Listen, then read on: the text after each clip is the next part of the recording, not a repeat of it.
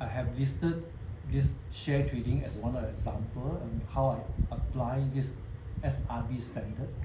As far as share investing is concerned, by nature, when you pick the stock to invest, it falls under the category of high risk already.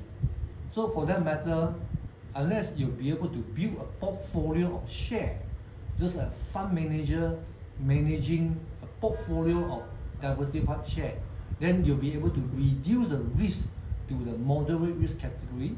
Otherwise, if you can only invest one or two stocks, then I would say that will not fulfill the criteria of moderate risk, moderate return. That also fail to fulfill the criteria of SRB standard for your retirement asset investing.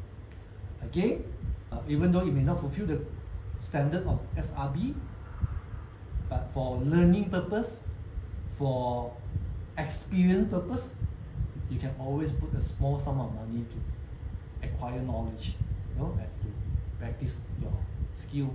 When you are really confident, maybe you will eventually know how to build a diversified portfolio using US stock. So then maybe you can consider that fulfill the criteria of SRB by then.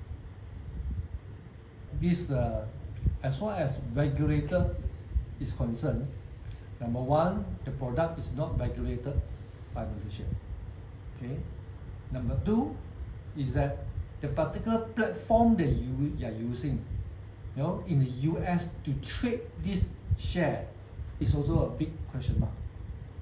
Because a lot of people have the kind of impression to say that, in Malaysia, when one insurance company were to go bankrupt, Bank Negara will come in and then ask another insurance company or another few insurance company to somehow to continue to protect the policyholders' money and continue to give protection to existing policyholders of the particular bankrupt company.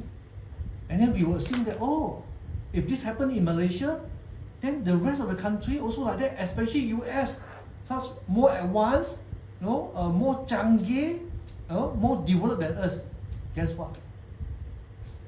In US, when it comes to their insurance company, there are insurance company who go bust in the US, as regulator do nothing to rescue this particular insurance company, and the regulator also do nothing to protect the policyholders of this insurance company.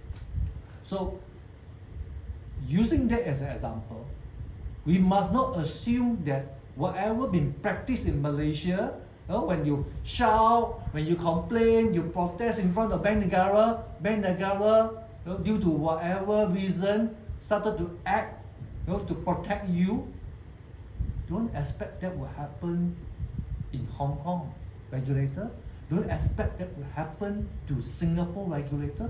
And we're still in the free country like US. Don't ever dream of that happening. So put that kind of expectation aside. So that's why I say, if this money is your extra money, this is your spare change, do whatever you want, invest anywhere you want, because it's your money, it's not my money. But if you tell me that, Mr. Yap, this is money that I want to be safe, I want to see it 10 years later, 15 years later, 30 years later, I still want to see this part of money, then I will ask you, to make sure that this investment got to be regulated by regulator, and ideally regulated by Malaysia regulator, who somehow is committed to protect the rakyat and the investor of Malaysia.